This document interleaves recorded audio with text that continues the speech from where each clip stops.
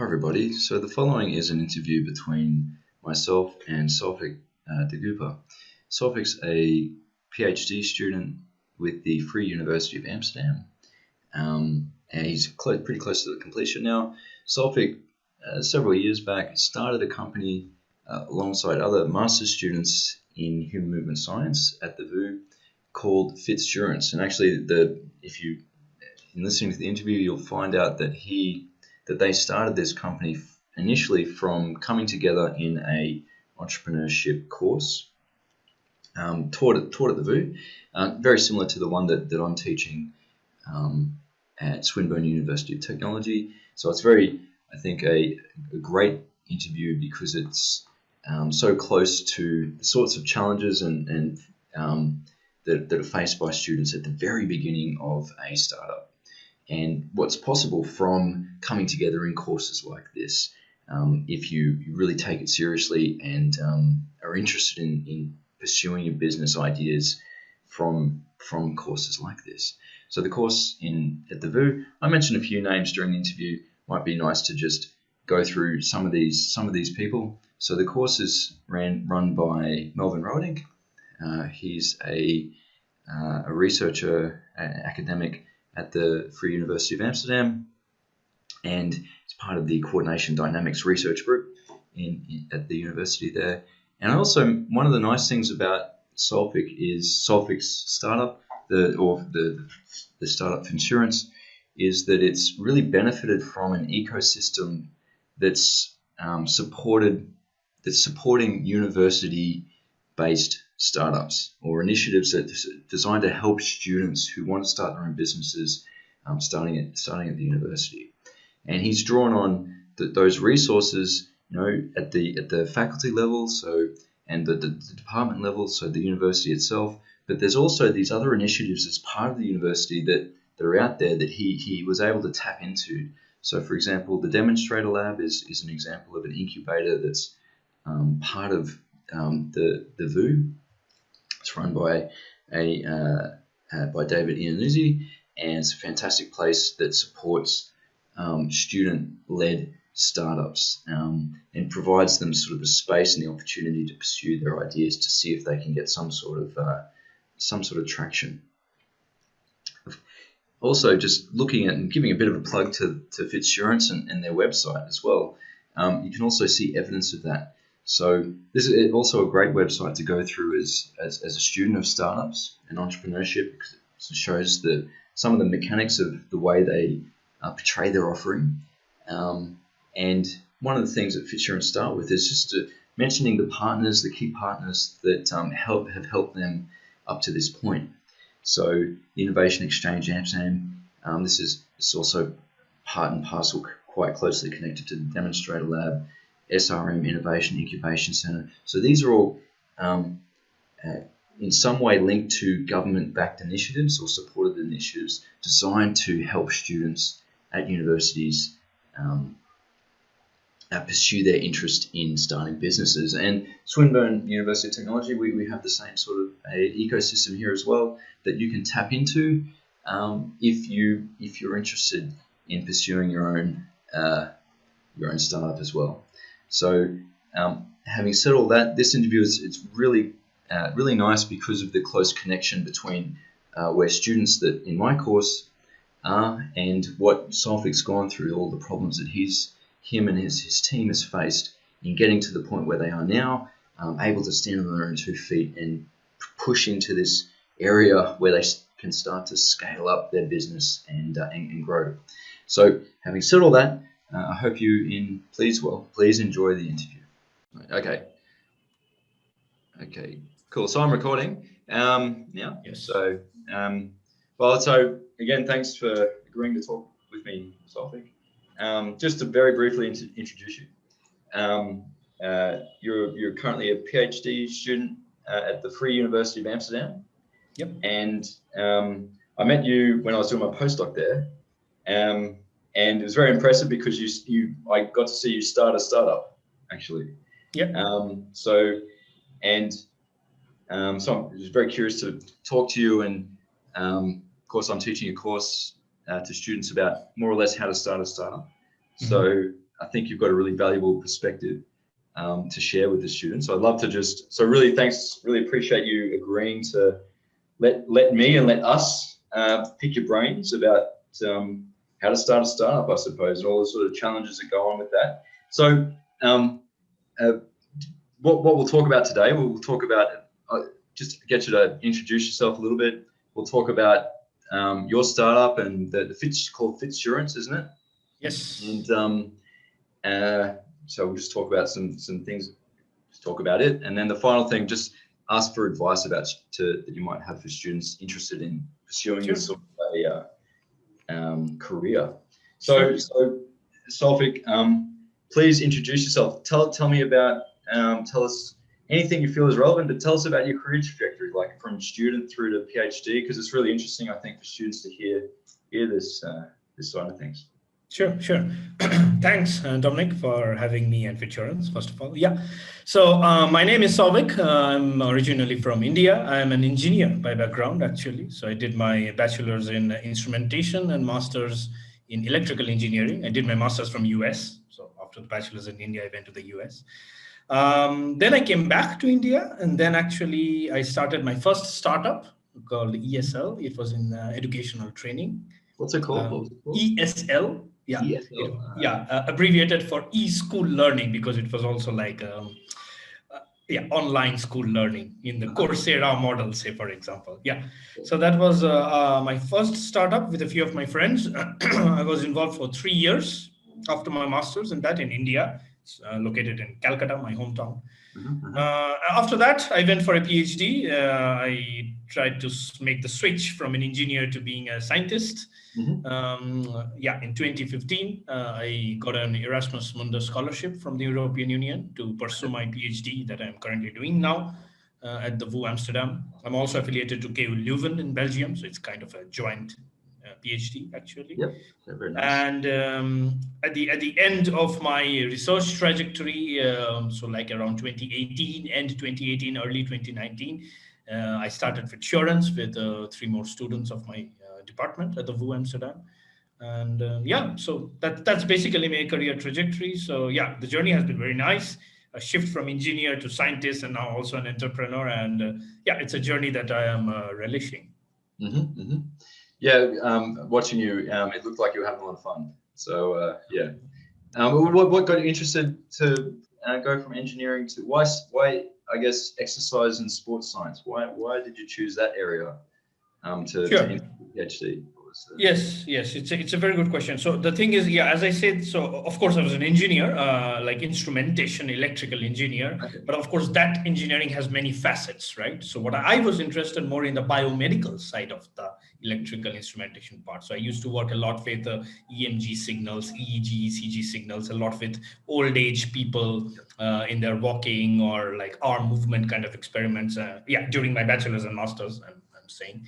So that kind of drove me to this like a gerontology, exercise, sports science kind of things.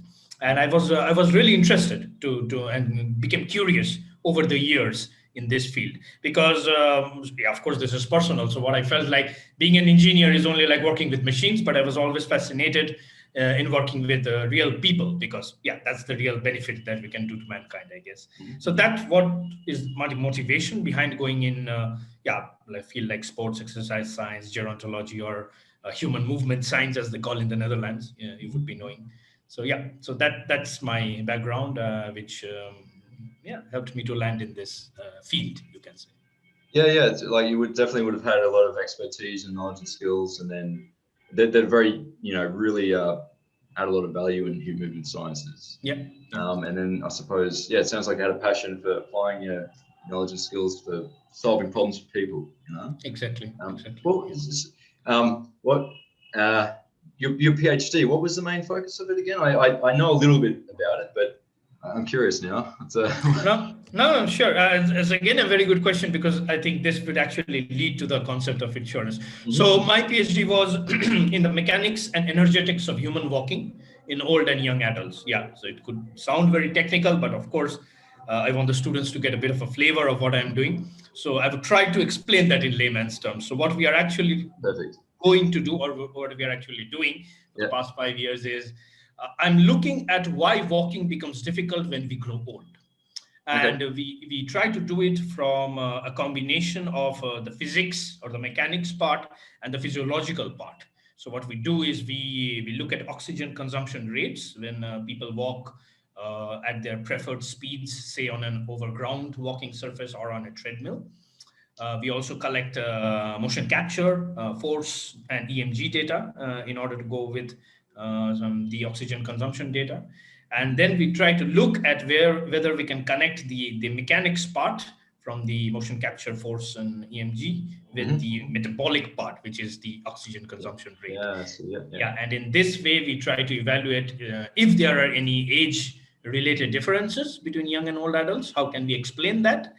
And if indeed there is a difference, which is making old adults become more immobile, sedentary, ultimately lead to their death and decline, if we can do something about it through training interventions. So that's what basically I'm doing in my PhD. Yeah, nice. Yeah, because I guess a lot of people must. I don't know the gap in the literature for this particular problem, but I suppose putting the two together, the energetics and the mechanics, that's something that hasn't maybe not done so much. Or exactly. Yeah. So there is indeed a gap in that.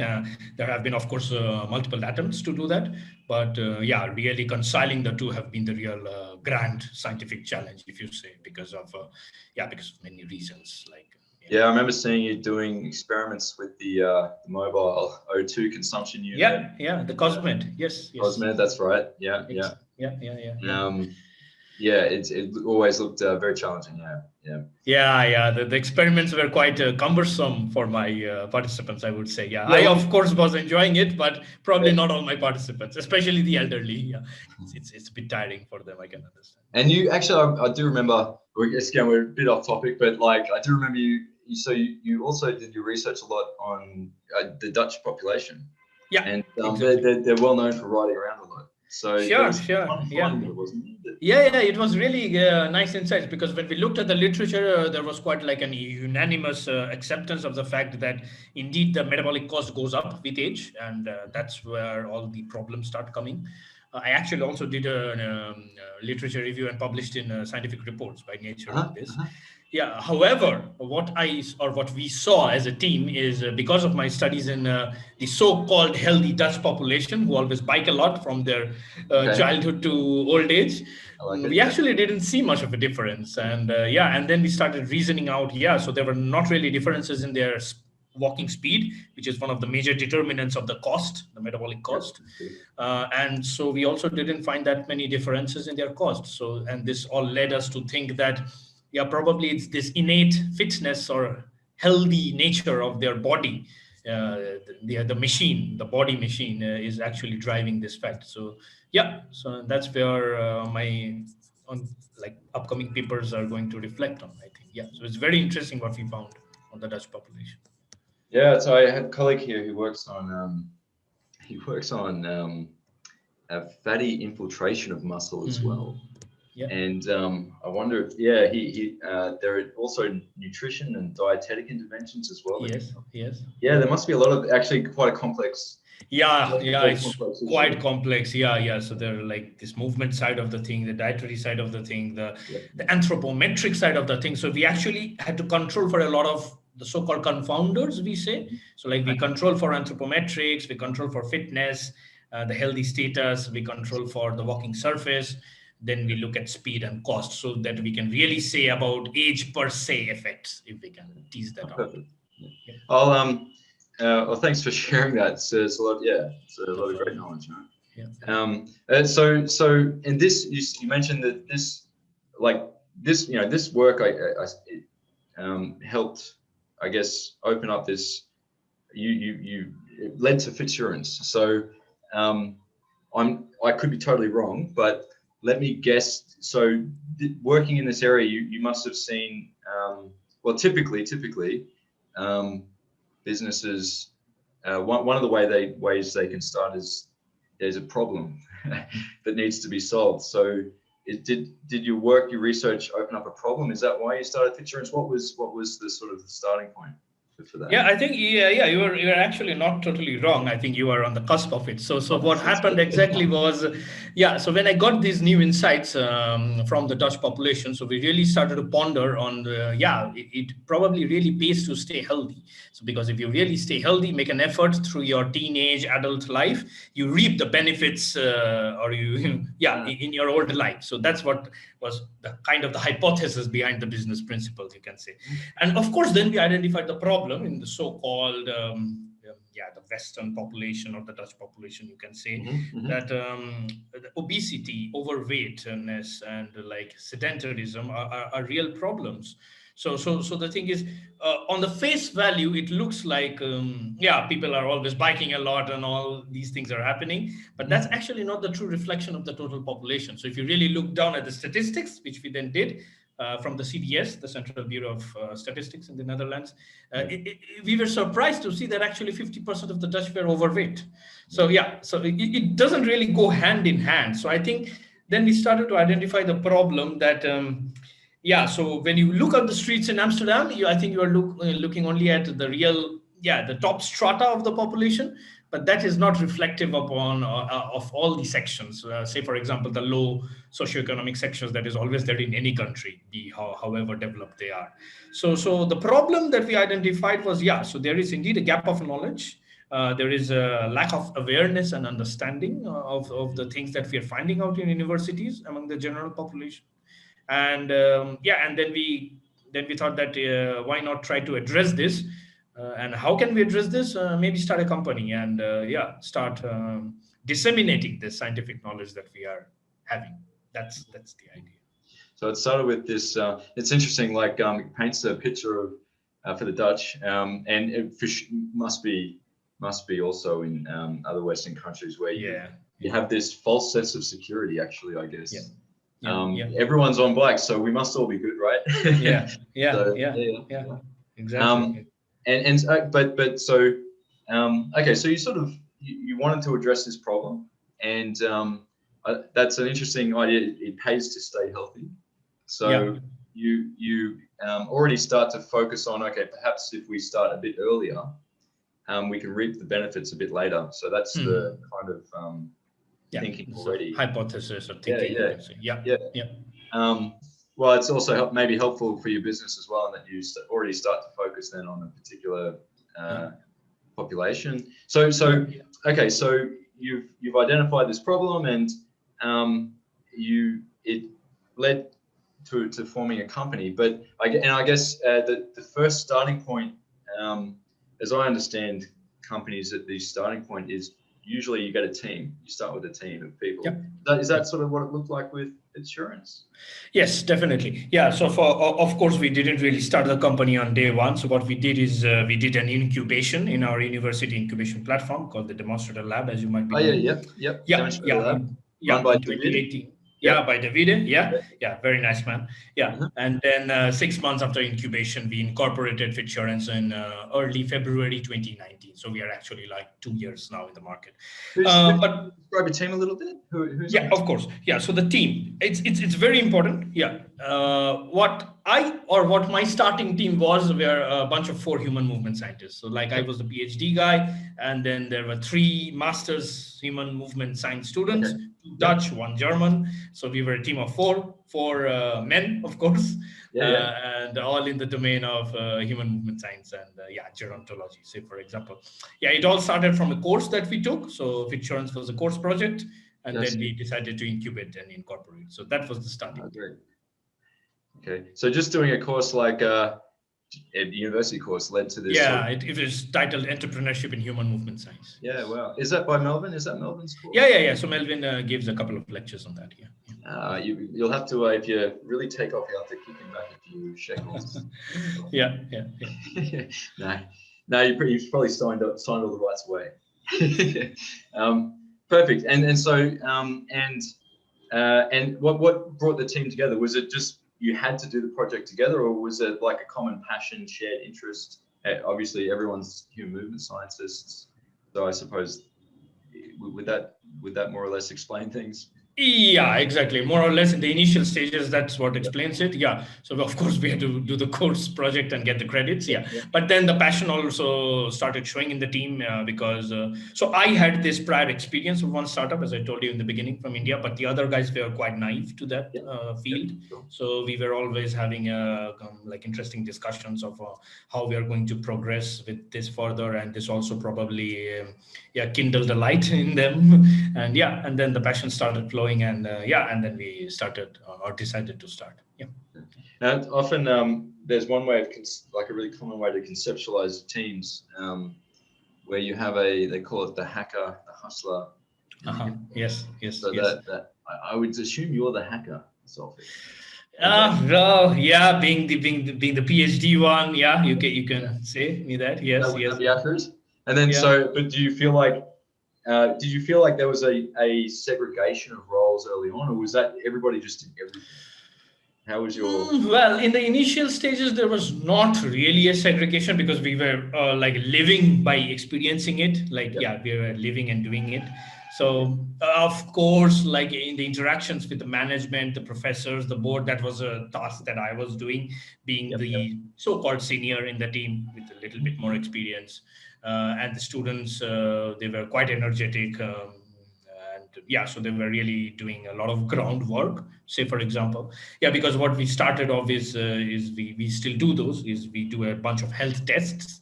And so these health tests were basically being done by the students, and all of us were then analyzing and giving out the reports. And then I was doing a little bit of the management work that you have to do in the beginning. So that's the only kind of segregation I would say. But apart from that, it was quite, well, we were going along with the flow. Okay. Well, okay. So there's a few things there. So first off, we sort of jumped through it, I guess, but you're in this university context, and you've actually got a lot of resources around you, like people around you who can help you and also create connections for you if you need it, which is perfect, right? And then also there was also this resource or an incubator in the D Lab, which helped give you that time and space to keep pushing the idea forward. But then, okay, so, and I suppose, everyone's a student, so everyone actually has time as well to spend on it. So, which is also perfect. So you got a bit of a perfect storm, but tell me a little bit about what Fitsurance did in the early days, because you mentioned fitness testing. So can you give me an idea of, so did you start with a particular like customer segment? Did you have to learn who your customer segment was, who really had the problem that you felt needed to be solved? What did that process look like? So, and how did you match up what the value, what they often call the value proposition with the problem of the customer? Exactly. So what happened in the initial days was again driven by the fact that we were located inside the university incubation center. So what we thought of, why not start with the students and employees of the university? Because of course nobody knows us outside, like in the outside world, but almost the whole university knows us because the department is also well known within the university. So what we did actually in our very initial months, we teamed up with the human resource management of the university of the VU Amsterdam. The human resource management. The HRM. HR. The HR or HRM. Okay, Exactly. And they do a very nice program every year for the VU employees. They call it the Week of Sustainable Employability, if you translate it into English. And what we did with a little bit of help from the international office of the VU is we did a health camp in the main building of the VU, and it was like an open free health camp where we would be doing a health camp. Okay. I like it. Very bunch of basic tests like anthropometrics, height, weight, blood pressure, blood sugar, lipid profile like cholesterol, a bike ergometer test to test your endurance, and stuffs like this that we can bring out from our human movement science lab and then just test these parameters on a specific. So you don't really need, that's not like huge, heavy equipment. No, nothing. It's really like tiny, cost-effective miniature equipments that we can just bring from our lab, put up in a camp, and then just invite people to have and get a picture of their health status. And why we did this also is because we wanted to give them like an awareness or an impression to the employees and students of the university that where do they stand. So of course, when in universities we kind of do a relatively sedentary job because we do desk job like 9 to 5. So yeah, like with respect to a construction worker, we are definitely sedentary than them. So we wanted to give them an idea that okay, where they are, what's their health status, and on the other side, why we what we said the HR of the university was. Of course, it pays to stay healthy, and it would be beneficial information for you as the university to know if your workforce is healthy enough. Because otherwise, there are a lot of problems with sick leaves, absenteeism, and these kinds of stuff. Okay, so that was kind of like the value proposition to HR was like exactly, and that's why they also teamed up with us. Yeah. Okay, and so they found that information.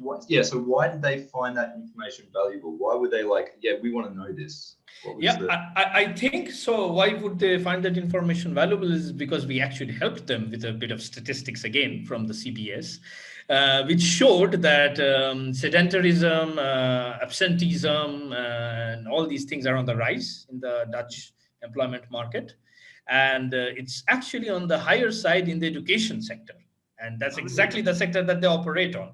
So this would be very beneficial information for them to know what's the status of their workforces. And if there is a homegrown university startup trying to look at that particular aspect, it's kind of a win-win situation for them. Yeah. And also at this time, actually, we also saw, you were also experiencing that probably, Dominic, that the VU was encouraging homegrown entrepreneurship also in the campus at that time. So this was all fitting their boxes, that what the VU also wants to do as a university. And I think that's why they agreed to. Okay, great. So the exchange here was really just that they would facilitate this health camp. They didn't give you money at this stage. We're not talking. No. So they just paid a little bit for the costs. So no profits, of course. So yeah, because we use the consumables. So yeah, they did pay a cover for them. Oh, that's a good job. And they gave us well done getting them to agree to that. So yeah. So that is why I think they were quite enthusiastic, and they actually saw a win for them also. Yeah, great. Okay, so you do this health camp. This is like, let's call this. So this is really the first pilot of the T0 version 1.0, is it? Yeah. Okay, and so you decided to target the international exchange. So you weren't necessarily. So is that what you said? You mentioned No. We just got a bit of help from the international office of the VU, but we didn't really target the expat or the internationals. We targeted, so it was a free health camp and everyone was invited, all employees, all students. Yeah. Okay, so students, employees, just everyone. Okay, cool. Yeah. And well, that would have given you a lot of valuable information as well. Right? Exactly. So what did you learn from them? What did you take from that? So change things for you, or Yeah. It was very interesting. So first of all, we were not expecting the crowd that we had. So in 3 hours, we were swamped by almost 60 people. So like 20 people coming to a health camp every hour. Wow. It was really difficult to manage for the 4 or 5 of us. We got a few volunteers, but so that gave us the insight that people are really interested. And the thing is, if the students and employees of a university get these kinds of health camps, it doesn't cost them, right? So they can come up in the lunch, they can come up with the breakfast. So they really like these things. And it also probably means that they were probably looking out for something like this, because we were the first ones to do in years in the history of VU. What we also saw, and this is a bit of data peeking that we of course did, is 80% of our clients were women. And we also didn't expect that. So we got 60 candidates. And 80% of them were women. So this also probably showed us that, it probably is that women are probably more concerned and aware of their health than the men, which can be a very interesting thing for a startup idea or something like that in this health sector. So these were some of the insights that we took. And because the program was so successful that we did it also the second year with HR again. And then the news slowly started going outside of the campus, and then we were getting invited from all over the Netherlands. Wow. Okay. So you do version 1.0. Yeah. Actually, really successful. It creates this big demand signal. Yeah. They're like, oh, there's a demand for this. There's appetite for this. Yeah. 80% women is very interesting. So, and there's probably a lot of funny reasons why that might be. I guess there must be a lot of hypotheses you've come up with over the time, and you've maybe tested as well, I guess. I guess, and then the second year, so there was a kind of word of mouth. Who created the word of mouth? So or like so other universities were interested, or was it just businesses? What? No, it was more or less like foundation. So who created the word of mouth was, of course, we started campaigning ourselves on social media. We had our Instagram, Facebook, LinkedIn pages up and running, also Twitter. Yeah. The university also did. So I think we have a campus newspaper called Advalvas. They covered the HR events. And then the university also, through its own social media outlets, started publicizing about an initiative like this. And this was caught up by the outside, not only, so it was not the universities outside, it was like foundations.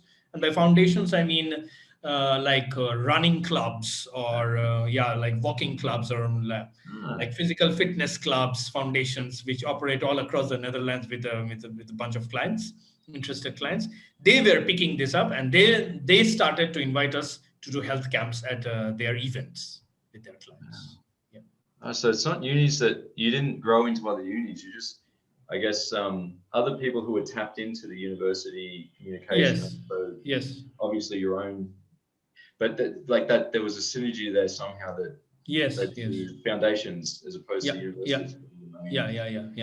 So it really seemed like that these foundations are really enthusiastic and interested in these types of like initiatives. Yeah. Why is that? So I was just speculating just then, like, why would they want that? I don't know still. The only thing that I can think of is they didn't have an opportunity like this before. So what I can give you two examples, maybe to illustrate it a little bit further. So in the second year, we did two camps. Like one of the two major camps was one in the Amsterdam Olympic Stadium, which was right next to the VU. There was one foundation called the Zoudas Run. And this was a foundation who basically is a foundation of the employees of the Zoudas business district of Amsterdam. So the so-called white collar, upper class people who work in investment, banking, these kinds of fields, who do basically a sedentary job.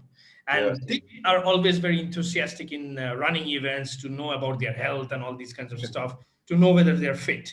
So they, I think, saw a really nice fit with us. And they invited us to have a health camp at their employees' event. That's what we did. The other one that we got from was way down in the south, in the province of Zeeland, the southwest of Netherlands. So old Zealand. Yeah, the old Zealand. Yeah. Not the New Zealand, but the old Zealand. Yeah. And what they do over there, they have a lot of sandy beaches, of course. These were all the country. Yeah. And there they do running events on beaches, like 2 to 3 days of running events, like endurance marathon kind of running events. And they are interested in knowing what 3 days of running do to their body. So they invite us, and we do like a pre-post test with a few selected parameters. And then we try to give them a picture of what 3 days of running probably did to their body. And of course, we are looking at correlations here. So I'm not saying about causation, but we already saw... like even just 3 days of running lowered the amount of cholesterol in quite a few. And this already started giving these foundations a lot of health and medical and exercise science side of insights, which they were probably not getting from previously from anybody. So that's why we were invited. Well, it's almost like you so one of the possible, so there's a few funny things here, but one of the values is that one idea I had was that they get to show to their members or do something fun for their members. But then, I guess that must be, so they're always looking for something like that. But then you're also kind of allowing them to run their own mini experiment to show why it's beneficial to be part of the foundation. Exactly. It's interesting. Because that must be really valuable for them to be able to put data behind, what everybody believes in actually. Exactly. Yeah. You are absolutely right. So the foundation from Zealand actually told them this. So they always told that, of course, we all have all these clients every year because people are enthusiastic. Fine.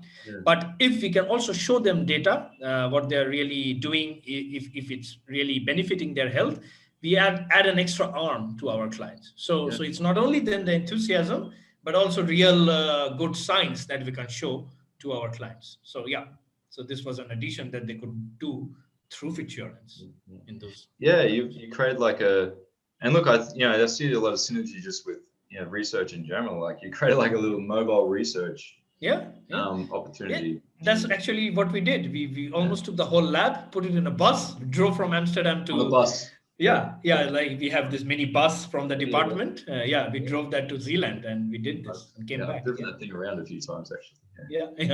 Yeah, boxing bags in the back of it. Yeah, exactly. Yeah, the FBW bus, as they called it. Funny, I've got a student. One of the student teams, they had a bus idea. They've been coming up with some ideas around making the exercise phys lab accessible, and they came up with a bus, kind of like a blood blood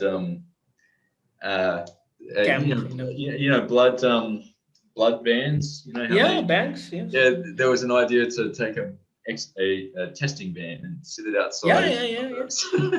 Which is a kind of funny idea. Which is very nice. Why I would say this is a bit of inside information. We actually did use this. We call this the mobile van concept of Fitsurance as a scale-up thing, and we pitched this to NWO, and probably they liked this idea also.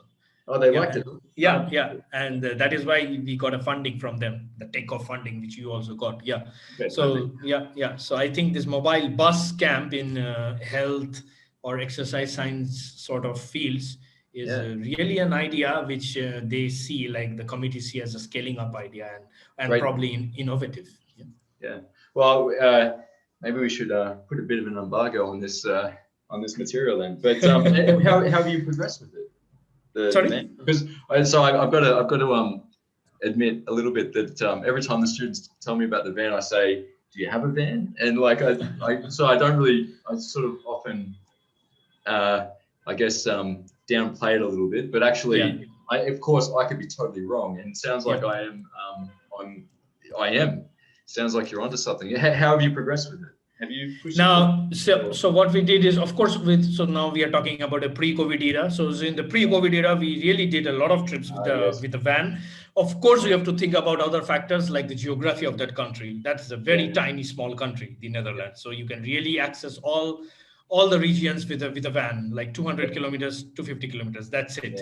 So if you are looking for a proposition like this in a geography like that, probably that's a good fit. But if you're talking about countries like India or Australia, which are vast, it's probably not going to help. Or you can only do this in a provincial area. So you can really not cater to the whole country. So when we did the health camps, we did use that bus concept. Otherwise, we always invited people to come to our lab, visit our lab and do the tests, or in close by locations, we used to go and do it. Okay, great. Okay, so you've really given us a lot of insights, and Fitsurance.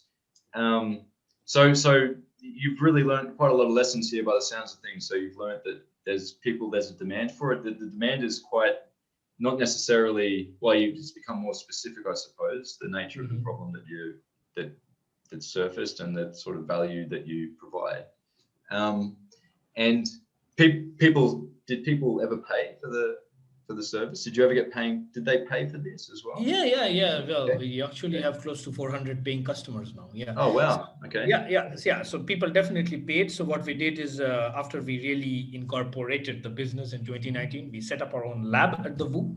Of course, with the help of the university. And there we started conducting our business operations, which were basically a bunch of tests. But then we also started acting as business. We were customizing packages. So you can have a basic package, you can have an intermediary package, you can have an advanced package. And the higher you go, you get more tests from us, basically, to put it down. And what we also recommended people is at least do like half yearly or quarterly tests. So because if you don't do these tests like at least 2 to 3 times in a year, one cross-sectional test doesn't really say anything about your health. So this was our recommendation to them. And and through word of mouth, through social media, through friends and families, we started getting people. They were all paying customers, and they paid for various packages, and then they became our customers. Wow. And I guess I can see how you can create different offerings, and it could also grow into, of course, you must have already thought about this as well. So like, people might even start to want to help with adherence, or like, is that something that started to emerge as well? Or Yeah. Of course. So we saw in some of our clients. So of course, not all customers adhered to our instructions of multiple tests in a year, but some of our clients who had some difficulties in some of their parameters, they were the ones who were mostly adhering to our instructions. So because they also want to know. Because the advice that we give them after testing is based on their diet, movement, exercise patterns, what they have to do. Okay. So basically, they want to know if they're following it, whether that's helping them or causing them more harm. Okay. So these were the most returning customers that we used to have. And this also probably showed that, so in order to develop long-term habits, and if there's a problem with you in the beginning, then you really want to, come back and see whether what you are doing as a recommendation is giving you back the benefits. So in this way, we could create like a cyclic chain of returning customers, which is, of course, good for the revenue. Yeah, absolutely. And it gives you a bit more stability, I suppose. And so actually, there's also an issue there somehow of, would it be right to call it diagnostics? So like, you get this data and you provide a kind of, because as some sort of a diagnostic of some sort. Yes. What does that look like? Yeah, so this was also kind of a thin line or gray line, however you can say it. So we branded ourselves as the preventative healthcare side. So because so if there are some parameters which are not according to the WHO threshold, say for example, we give you some recommendations: diet, food, do this, do that. Read some literature which we used to give them. And follow some movement patterns. But that's up to that. If after that they have some clinical problems or they develop more diseases or syndromes, then we of course always refer them to a GP. Okay. And they say that that's the curative side. Our boundaries are in movement science, exercise science. We are not doctors. We cannot give you medicines. That's kind of the bridge that we showed. So goal was to keep them fit from the preventative side, but of course, that's not always true. If it goes out of our hands, we refer them back to a GP. Yeah, that's great. Yeah, like you really sort of worked out, because of course you're not doctors. And you like, it probably becomes a liability issue. Start to imagine that. Exactly. But then you found, okay, so WHO is a good, safe set of guidelines that will keep this on there. And then did that ever lead to any interesting sort of partnerships, the clinical recommendation, or was that? Yes, of course, and most of these partnerships actually transpired in the post-COVID world for us, because what happened with COVID, because now I think you can understand a lot of our business activities were really at a physical location and with interaction with people. Of course, we were testing them. So that completely stopped. So these events, health camps, this model of our business completely stopped. And then we started looking for partnerships with other health-based startups or health AI-based startups. By reaching out. Okay, sorry, keep going. So with these health AI-based startups in and around Amsterdam, who were doing a lot of online checks and things like that. So then we started looking for these partnerships. And what we do now is we can put a lot of these test equipments in a small package, and we send it out by medical post to our clients' homes. Oh, wow. They do the test themselves. We help them by phone or videos, because not many people also know how to finger prick, for example. Sure. And then they send us back these data, then we analyze and recommend them back. Wow. So it's the same business model, which we were doing previously at a physical location. We have now completely transformed it online. That's amazing. And this has led us to many new partnerships. Yeah, that's incredible. So how did that create new partnerships? Is it because you needed to find the customers through the partners? Is that Yes. So previously we were directly like B2C or B2B, like B2F, like the foundations. Now what we are doing basically is like B2B2C, because there are also many other startups who have their own client pool, who is probably only catering to one side. So for example, there are some startups who only look at the diet part, There are some startups who only look at the like medical part, like having a patch on your hand to measure blood glucose, for example. And we are going and sort of acting as a plug-in by bringing the movement and exercise pillar to that. So now we are creating these collaborative partnerships where we are looking at not only the movement and exercise, but also the diet and also like continuous monitoring of various health parameters that you can do. And with this, we are giving more holistic picture of health to all our clients in a way. So everybody's clients is now others' clients. So it's really a B2B2C model for all these startups, say, for example, in a program. And all of us are scaling up in that way because we can be very honest and true that COVID has affected all of us. So, so everybody is seeing a benefit in plugging each other's gaps or holes. I see. B2B2C, it's a new one. And I really imagine that, I don't know, but there must be somehow, if you hadn't done this work pre-COVID, it would have almost been impossible to do what you're doing. I think so, definitely. Yeah. Definitely. So you just had this foundation that you could use. It would have been a very different story to probably wouldn't have even thought. Sure. Yeah. Completely agree. Yeah. Well, so that amazing. Foundation was actually what helped us to do the switch or the pivot, as they say in business. And sounds like, of course, as you grow and as you, one of the things with this, hopefully that we learn, that the students in the course learn as well, is start with a fairly specific sort of product or service. And as you grow in your capability, you can enter potentially new types of markets. Perhaps with a product, a little bit of a change in your product. Tweaking. But first get your first segment, and it's maybe an accurate portrayal is the first segment was almost your version 1 prototype with the university. Exactly. And the second was foundation clubs. Foundations, yes. And then you've managed to just keep sort of growing there, also with people seems coming to you. And then COVID happened. You've adapted. Yes.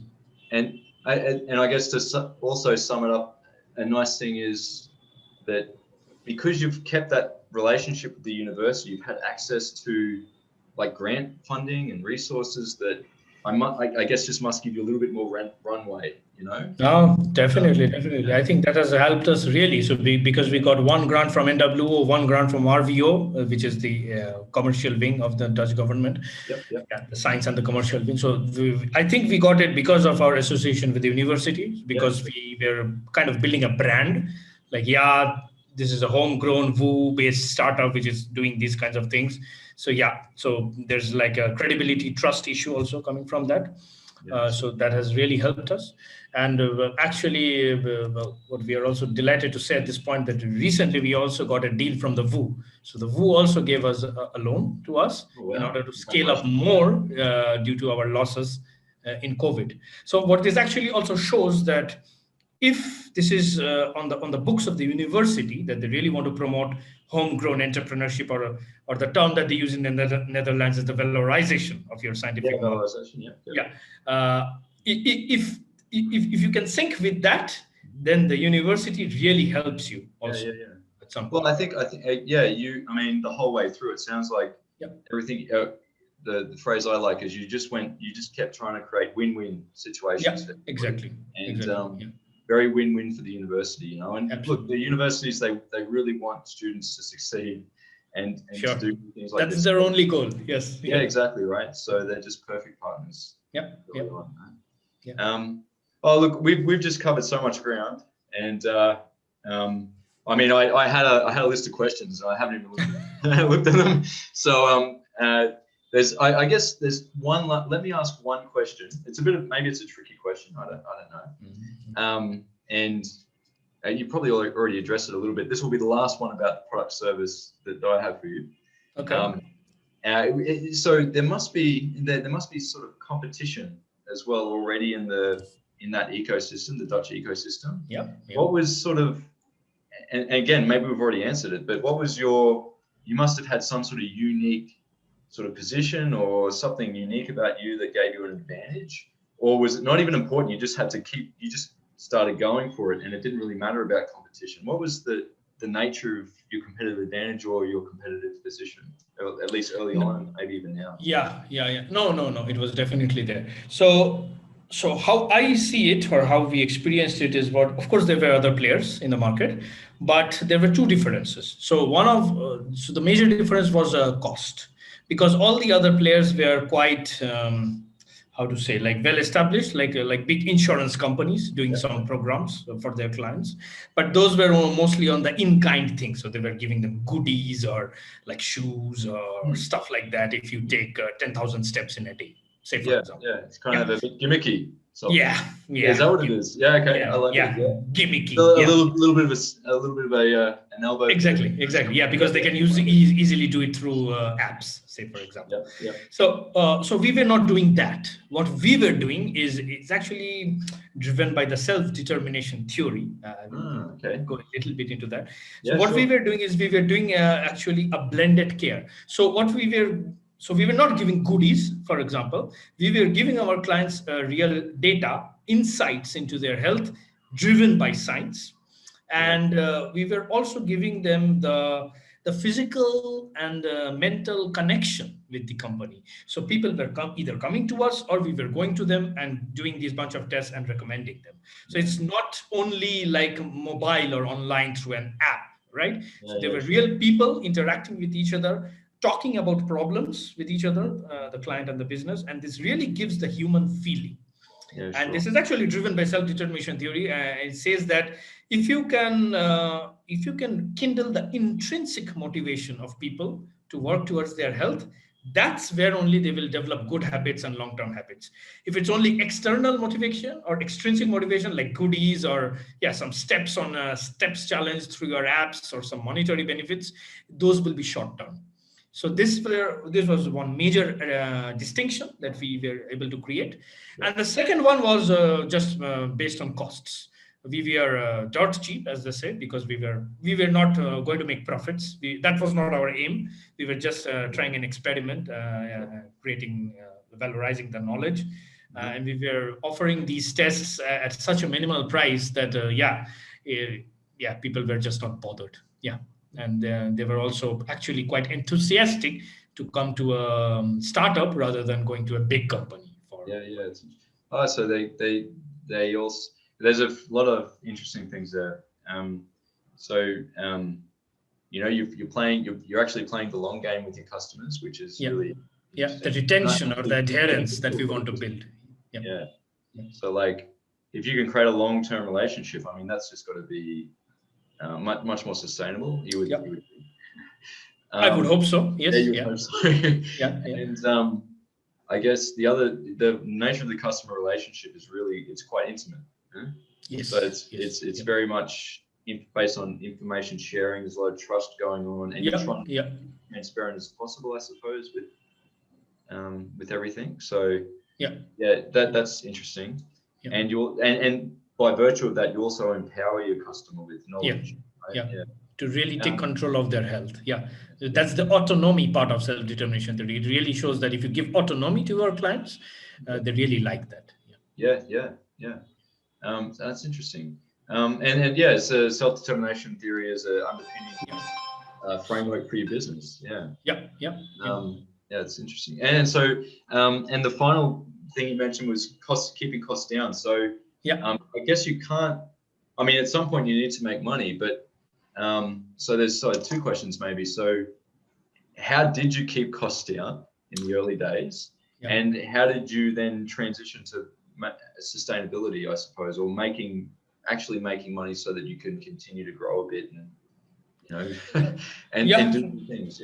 Sure. No. Of course, very relevant question. So we were keeping costs down again due to the fact that we were located in the university. So we were not paying any rent. So it was absolutely free. The equipments, the department loaned out to us at no charge. So yeah, so the operational costs, as they say, was just zero, say for example. Yeah, great. Yeah. We were also very fortunate, again, due to this connection with the university, to get those couple of grants and also a bit of seed money from the incubation center. Yeah, And so just for students who are listening, the grants are typically, it's like a no strings attached funding, actually, isn't it? Yes. And Yeah, so it's really subsidy. So those are not loans. You don't have to pay them back. You just have to satisfy the budget proposal that you give. So we were getting these subsidies. So with that, we could buy our equipment so that we don't have to loan from the university anymore. And we were also able to pay us a modest salary, which we kind of agreed among ourselves is fine enough to have a living in Amsterdam. Pay the bills and okay. So we were no operational costs, bit of seed and grant money, and an acceptance among ourselves that we are not here to make a high salary or profit, but just to really have this journey and experience. Yeah, great. And are you still in that sort of frame of mind? No, not exactly. So we don't have any grant now. We just recently got this loan, so that would really help us. But now we are really commercializing stuff. So now we are having these various packages. Of course, the costs have gone up, but with proper substantiation. We have added more tests. We are giving more information. That is why we are asking for more costs. And also with these partnerships with other startups. These are really higher end programs, and these also run for a long time, like 4 months, 6 months programs, which we do with our clients, and then the price, of course, goes up. And now we have more profit margin than in our initial 6 months to 1 year. And we are still making that transition. It is nowhere complete. I won't say that we are completely sustainable. So we are making the transition slowly.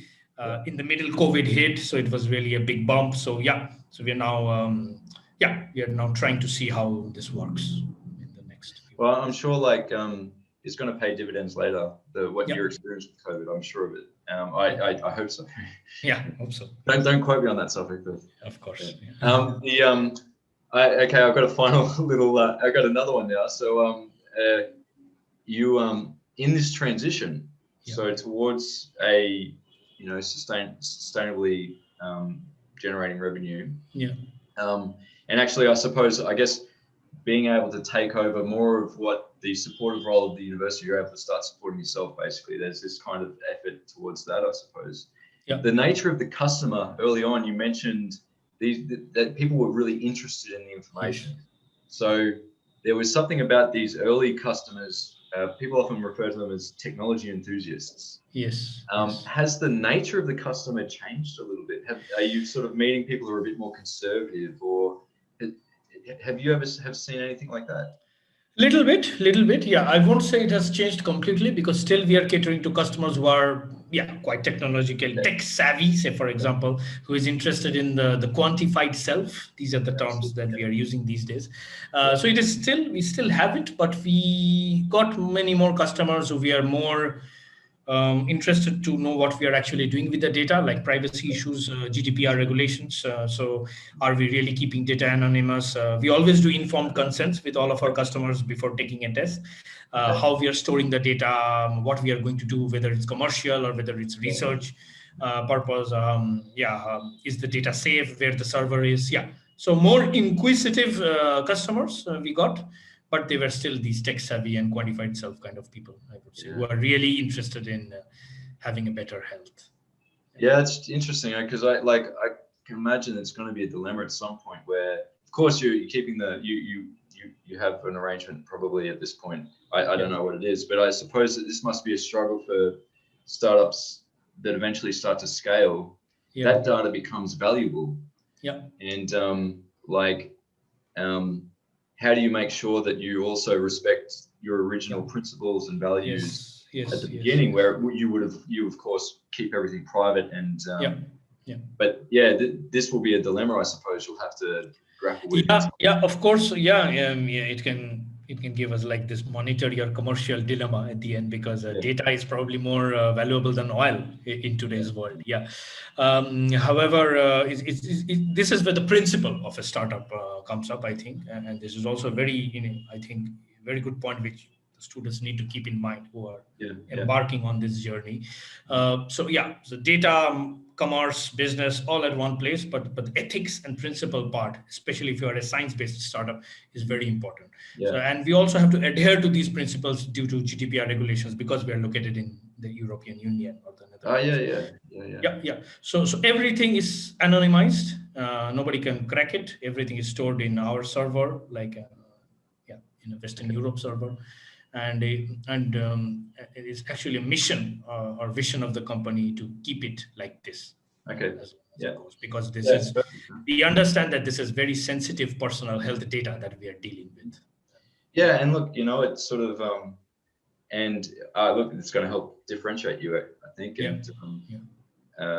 I would hope, from these bigger players who might have lost the trust, perhaps, of probably, maybe that's one way to frame it. I don't know. Not that they. I don't want to get myself sued now. Defaming all the insurance companies is. I actually don't know what they do. So. I take it all back. Look, I'm going to stop asking questions about your business now, and I feel like you've really just you've covered your entire. Almost evolution to some extent of the business model, from sort of early more to a more mature startup. I don't know if you call yourself a scale up now. I don't know. I'm still startup, I think. Still in that phase. Nice. I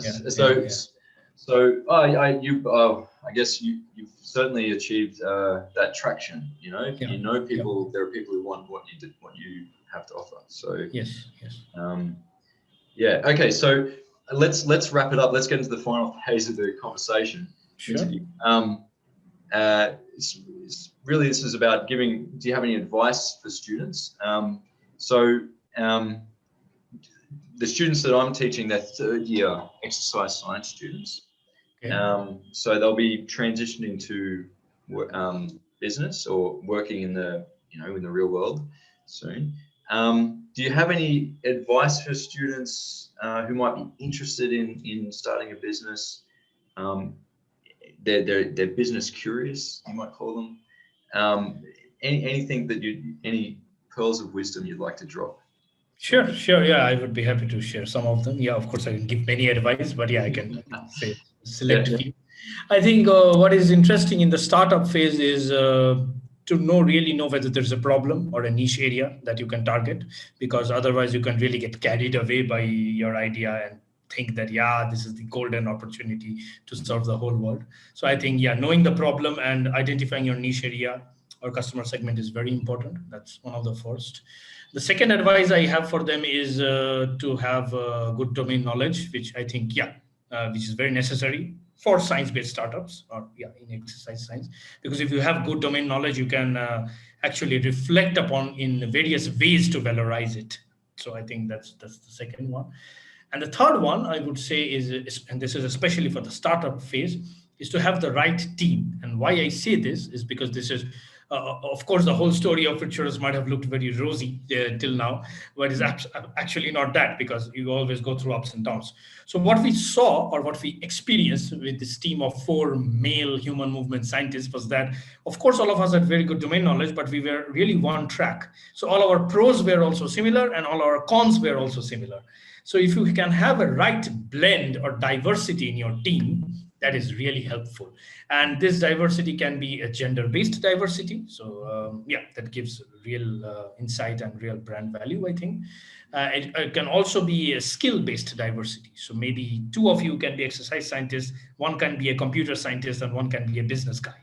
And this will really help you to kickstart and make the jumps even better than us.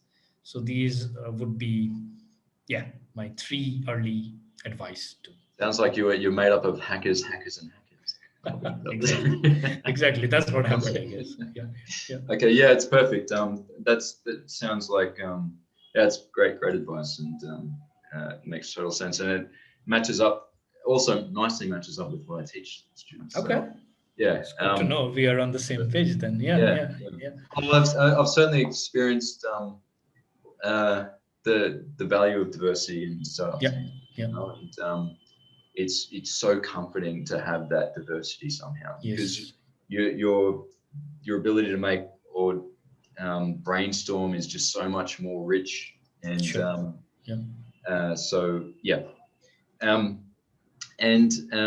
okay, so final question then. Let's wrap it up. Okay. Do you have any questions for me or for the students or for the course, or anything you'd like to add after all of that? Because I think we had I don't know how long this has been going on for, but I don't know, maybe an hour. Yeah. No, not really questions. I think a few comments I can make. So I think this is very good initiative from you, Dominic, that you are incorporating these kinds of interviews or videos, however you call it, within your course. I think this really gives students a reflection of the true market, or the true picture of the field that is happening. So apart from the textual knowledge that they would get, I think this is really hands-on experience that they can tap into. So yeah, this is a great initiative, I think, and I can only commend you and your students for embarking on a course like this. Yeah, look, and this is where the knowledge comes from. Actually, talking to people like you, it's where you learn things. Definitely. Models in textbooks and books, they give you a framework, but it's also the same. I guess the same principle applies to what you and your team did, making sure that part of everything you did was trying to interact with people and potential customers. So really you must have learned so much from all of those interactions. Win-win situations, interact, and really co-development in a way. Well, perfect. Again, so let's wrap it up. Thanks so much, Sauvik, for all of your time and your wisdom. Thank you. We really appreciate it. I'm very excited to drop this on the students now. So thanks for all your time. Thank you. Thanks, Dominic. Good. And I'll stop the recording now.